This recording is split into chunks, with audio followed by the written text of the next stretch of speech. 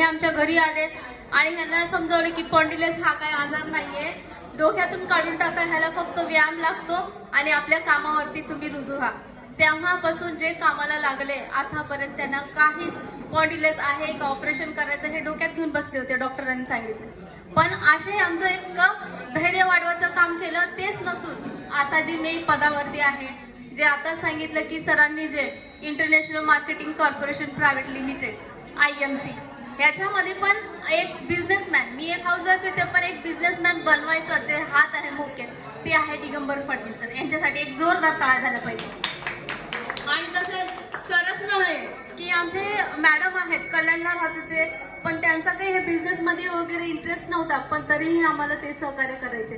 कधी वेळोवेळी आम्हाला कॉल करून सांगायचे, तर मी माझं काय गरज असले तर मॅडमला सांगायचे, तर खूप सहकार्य करायचे. तर सरांमुळे एक मोठा बिझनेस मी उभं केलेला आहे. मी एक हाऊसवाईफ असून आणि पण आता जे एक कालच आमचं DDचं उद्घाटन झालेलं आहे. त्या साईडला आयुर्वेदिकचं एक घरामध्ये यूज केलं, आमची पूर्ण फॅमिली हेल्थी झाली. सरांनी फक्त काय फोर्स नाही केला की म्हटलं हे आयुर्वेदिक